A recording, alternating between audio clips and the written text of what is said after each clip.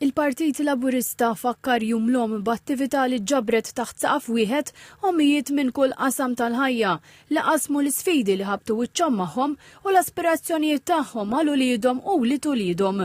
L-attività kienet indirizzata fost oħrajn minn Mart il-Prim Ministru mexxej Laburista Dr. Lidja Bela li tkellmet ukoll dwar l-esperjenza tagħha bħala Georgia May.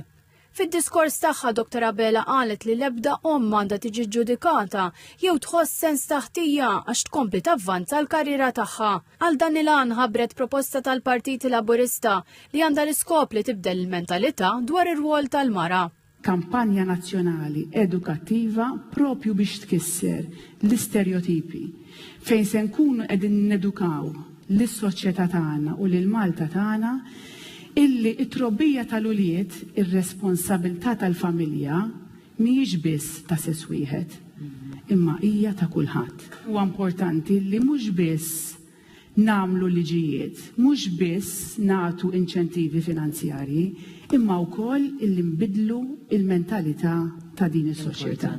Dr. Bela qalet li l-Gvern irid jassigura wkoll li s-servizzi tas-saħħa jkunu preżenti u joffru appoġġ lil mara f'kull fażi ta' ħajjitha u għalhekk ħabbret li l-Partit Laburista qed jipproponi strateġija nazzjonali dwar is-saħħa tan-nisa. Żiedet li din hija waħda minn att ta' miżuri mmirati għan-nisa.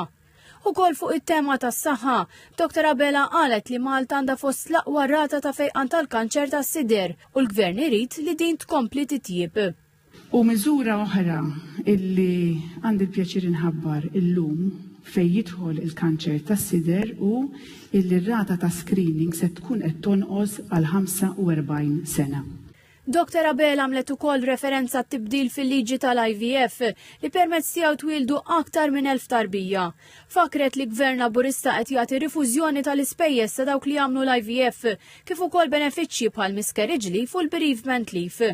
Għal perjodu ta' wara twelid semmit iż-żieda proposta mill-Partit Laburista fil-lif tal-maternità u tal-paternità, iż-żieda fil-bonus ta' twelid u l-adozzjoni u l-miżura tal-first time buyers għal familji li jridu jixtru dar ikbar. Waqt l-attività semmew miżuri oħra l-ġenituri mhux bioloġiċi bħal loti għall-adozzjoni li telta l-11,000 euro u żieda fil-benefiċċju tal-foster carers.